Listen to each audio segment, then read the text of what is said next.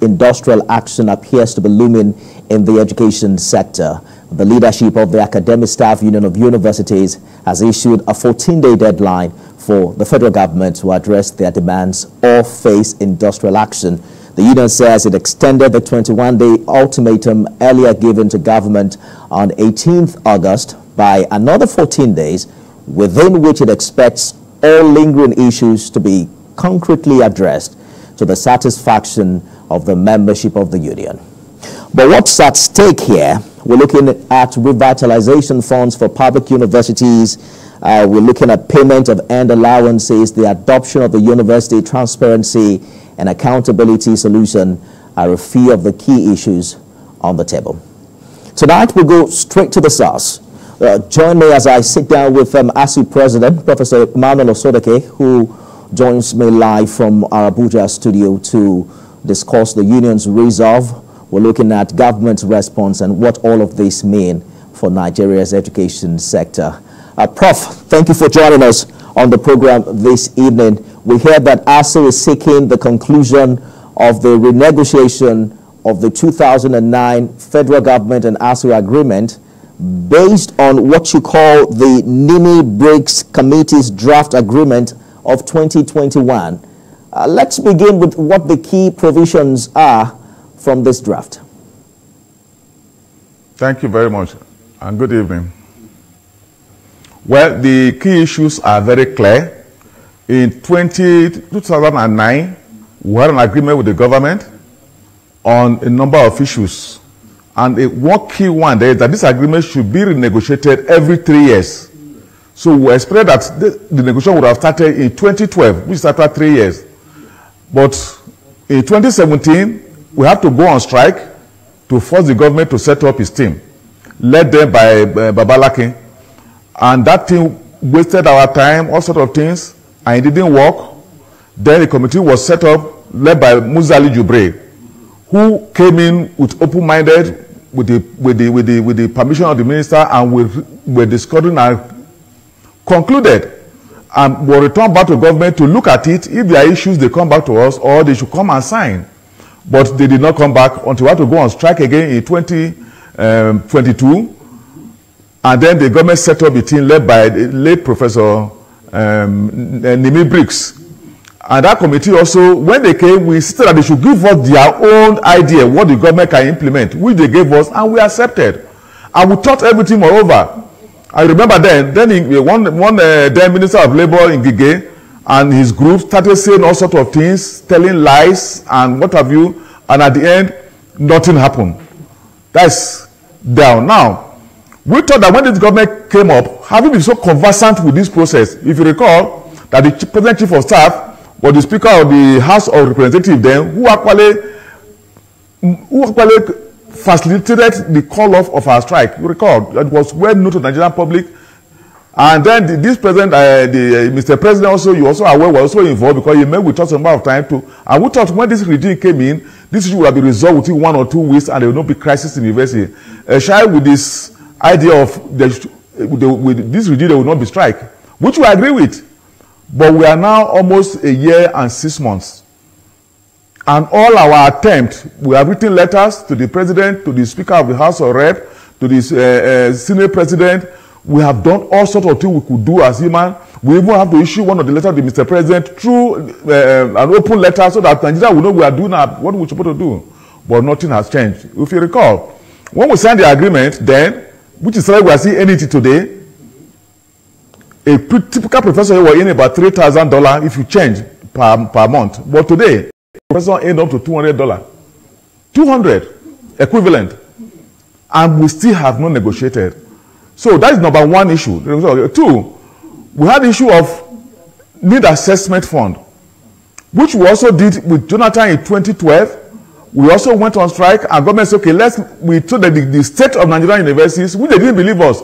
The next set up that need assessment committee to go around Nigerian universities, look at all the issues, inspect, and the report was given, and it was very damning. The report is there, and based on that, we reached an agreement with then President Goodluck Jonathan that on a yearly basis, government will put 220 billion naira into Nigerian university system to upgrade it to a standard that it can compete with university world, We start having lecturers coming from all over the world to lecture in Nigeria, while our students also will come from all over the world to school in Nigeria.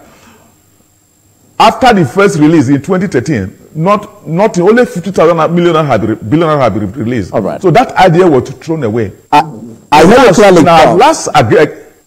Yes. Allow me to jump in because I know that there's a long list of demands, but you also mentioned that you have been trying to reach Mr. President to no avail. There's a Minister of Labor. Yes. There's also a Minister of Education. This 14-day ultimatum is in addition to the initial 21 days strike notice that you gave to government. What kind of engagement had existed between you and both ministries in the course of this time? Well, in the course of the time, like I said, we also reached to the minister, we had meetings, we had promises, but nothing concrete. Our member want to see concrete things, not promises. The promises have been made all over the past 9 years and nothing. We want to see concrete things. What are you doing about negotiation?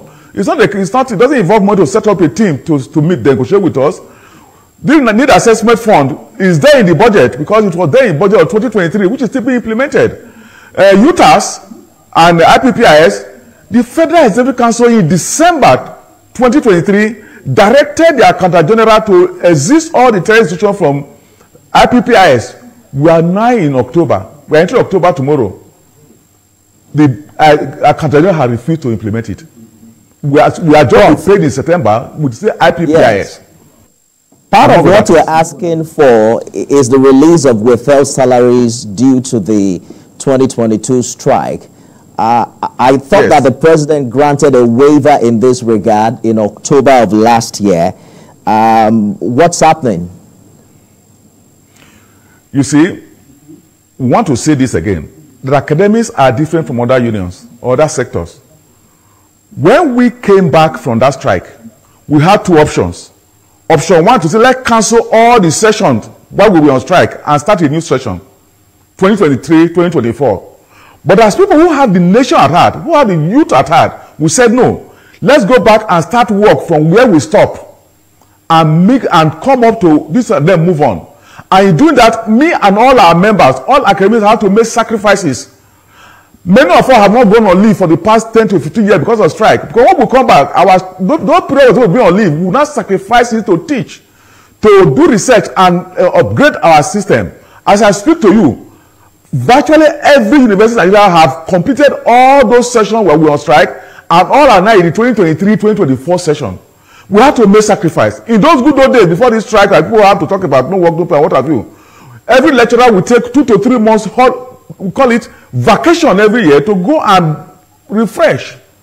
But nowadays, because of the strike, we are now being forced to sacrifice our leave, sacrifice our time to ensure that all those periods are covered in the interest of Nigeria as a country and our youth. Specifically, what I'm asking is that, are you saying ASUU did not get 4 months pay out of the 8 months last year?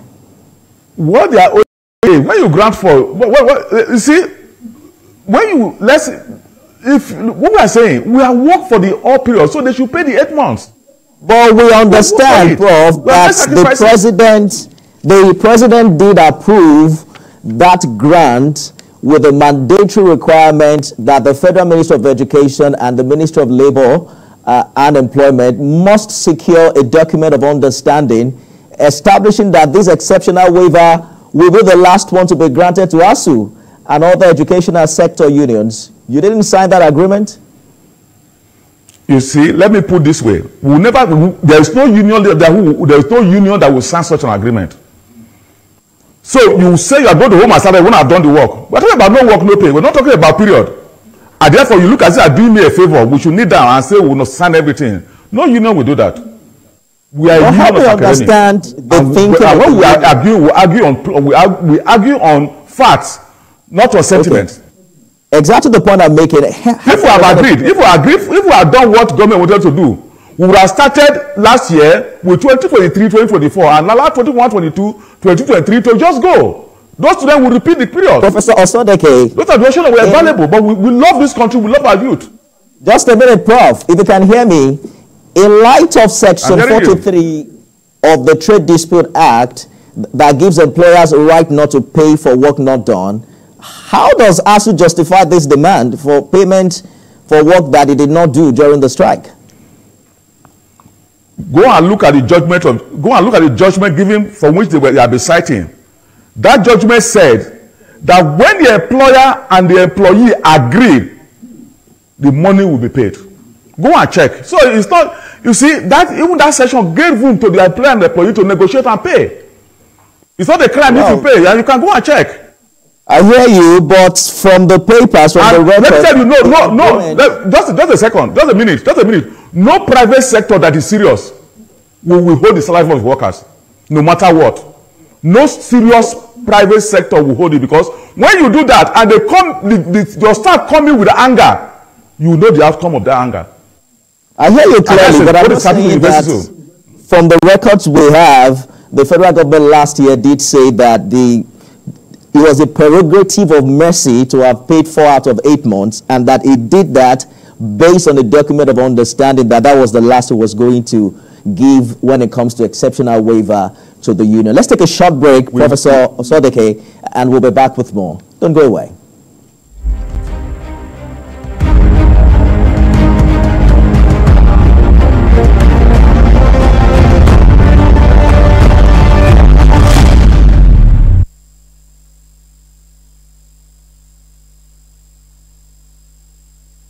I'm joined by ASUU President, Professor Emmanuel Osodeke, who's live in our Abuja studio. Prof, thank you for staying the course on the program. Quickly, let's talk about this 2009 federal government and ASUU agreement. I mean, after 15 years and 4 different presidents, ASUU doesn't think it's time to reconsider its approach to negotiations and perhaps explore alternative solutions to these long-standing issues. You know, some have said perhaps it's time to strike more realistic deals rather than renegotiating this particular one. Well, it's a continuance. The salary of a lecturer is continuance. Is that not true? So that's what we are talking about. The agreement, we have an agreement with government that every 3 years we should renegotiate. There's an agreement that has not been cancelled. So that's what we are following. 2, you see, let me put it this way. You are a worker, they are treated you as a slave and force you to go on strike, and then you are punished for going on strike. If government have agreed to negotiate, to pay the need assessment they agreed on, to implement agreement they signed, would ASUU go on strike?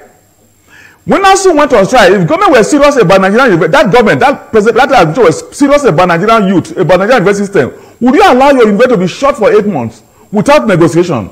And then you now say you want to punish the people you forced to go on strike. I think it's so sad. And the implication, let me tell you the implication of Nigerians that are watching. As I said, a lot of our best brain within this period have left the country. A lot of our best brain that will spend money to train have left because of this maltreatment. And if nothing is done, very many will leave again. And this nation will pay dearly for it. I think that's what we're talking about. In the interest of a country, not the interest of academic staff. Ensure that lecturers go to teach with correct mind, without anger. I get you, Prof, and I feel your pain as a worker myself, but I'm just trying to say we have done this for over 15 years. I mean, are there no other alternatives to going on strike? Because it feels like it didn't work. While I was in school, we were on strike for about 8 months, and we are still back here in 2024 discussing the same deal. It's frustrating. Thank you very much. Thank you. As a union of academics, we are not interested in strike. We are interested in negotiation. This government came in May 2023. And up to this, we will be appealing to them. Let's sit down and talk on this issue. Did they come to us? We have said implementation of this issue. Did they implement any? So we should allow it to go, allow the country education to die. Let me give you a typical example. In 1992, we were on strike like this. And the government then said, let's negotiate and we meet. And what we feel is that we don't have money to implement this. We said, okay, we will give you an alternative, which they allowed us, Babangida era. And we went and come up with a document that resulted in present TED fund today. The TED fund you have today is the origin of that particular strike. Because that government listened to us. allow us to give them how to fund. But today, that TED fund, because of TED fund, you are seeing universities being established all over the country today without any plan for funding. You are seeing it because they can go to TED fund. Now, we are even told again that they are going to take 30% of that money to fund loan, which is strange. As a country, what we fought for, if we didn't fight for that TED fund you see today, there will not be public university again like you are having the primary and secondary schools. In 2012, we fought for need assessment fund, and we got it. Go and look at all universities. Most of the major structure we have recently in most of these universities today are the product of that 200 billion need assessment fund. Those are the problems we are. I can tell Nigerian people, any day the government succeeds in what they want to do to destroy our union, to destroy negotiation, to destroy funding, in the next few years, these universities and polytechnic and education will just be like the public primary and secondary school that nobody wants to send their children. We are the one holding this system. And when you check around, there are so many private people waiting to catch on that. So we are fighting for the system, not our pocket. And Nigeria should realize we are fighting for this system to ensure that the system works, to ensure that students come from Ghana, Cameroon, and what have you here. Not that people rushing to Benin to go acquire this degree you are hearing recently. The more we do that, the more we start having such people going to acquire. ASUU is more interested in negotiation than in strike. What kind of active engagement is ongoing? Because you gave a 21-day notice, there's an additional 14 days. Are you saying that this government is not sitting with you at the table at all? We have met with the minister, even the Minister of Labour. And there is nothing that is concrete that we can say this elsewhere have been done. They don't have access. They're also like workers who have people at the top who tell them what to do. Even the one they approve, which is exiting our union and not exclusion from IPPIS in December 2023, October 2024 has not been implemented by the bureaucrat. They left it. So if the president sitting as a chairman of the higher decision body in Nigeria, which is FEC, take a decision and say implement, what do you call it? I will not implement. So where are we? It sounds a lot like you're saying only the president can resolve this matter. Let's assume he's watching right now. What precise message does ASUU have for him? And you see, when this president was elected as a union of intellectual, we set up a high power committee to come up with documents we can give him, to assist him, to give the committee to look at, that we are so that the country can move forward. The letter we wrote everything, nobody responded to us. Maybe if you look at that document, Nigeria will not be where we are today. The crisis we are today of funding, of feeding, and everything would not be there if you have listened to us. So, what I want the president to do, let's follow the rule. All the issues we agree with government should be implemented. But if you cannot implement, call us and say we can only do X, Y, Z. Let's negotiate WSS. So, 2, little investment for the IPPIS, you are giving directive. Let's force the Attorney General to do so. The one that is in budget, implement the budget. Well, we are willing to negotiate, we are willing to talk. But there should be a response when we write to the government. No response. Which means they say, whether you like or not. So that is it. So we don't license, we suffer during strike for the interest of the country. We have a few minutes to go on the show. Precisely, why is ASUU insisting on the adoption of UTAS, University Transparency and Accountability Solutions, as a replacement for IPPIS? Well, our idea then, it wasn't our idea. When we met with government then, the Minister of Labour, chaired by Gige, they told us that, because we told them the IPPIS is not working, we gave, and thank God it had been proven today that it didn't work. And they challenge us, ASUU, say if you don't want this one, go and produce one for this country. That's the origin of UTAS. They say, since this one you say is not working and you are showing evidence, go and produce one, a better one for the country. And it took us 3 months to produce this. We have been paying so much money to the foreign countries, 3 months to produce a good one that was tested. IPPIS was never tested. Our one was tested alongside with IPPIS, and the UTAS came a distant first, scored 97.3% when it was tested, but it was not used. So we know that we were challenged to do it, and we produced it for the country, and it was not taken. But thank God today that everybody in Nigeria has found out that IPPIS have actually created problem all over the country. If they are listening to us, we will not be where we are today in terms of this, what IPPIs have done to the country. So we're not insisting. Even now, what we are saying, that let every university governing council, as mandated by the laws of university, should manage their finances. Not their counter-general office managing the finances of university on behalf of governing council. As I speak to you, no vice don't know how much is being paid as salary to workers. They don't know the volume that is paid per month. They don't know those who already have left the system, those who have left, those who are on study, who have left, they are being paid. And the universities are not aware. And you can't punish them. Because the whole thing are done in a place where the universities have no access. So that's why I'm saying, let university go back to the old days. In those good old days, 60s, 70s, every university get quarterly release. And you pay your workers. So we have to go back to that That's our time on the show this evening. It is really a painful experience having this conversation year in year. And hopefully the stakeholders are watching. And this strike hopefully will not hold. I doubt if the Nigerian education or university sector can afford yet another strike. Professor Emmanuel Sodeke is the president of ASUU. He joins us live from our Abuja studio. Thank you for your time. Thank you. Thank you very much. And that's our program today, everyone. You can watch it again at midnight and at 6 a.m. tomorrow. I am Nifemi Oguntoye.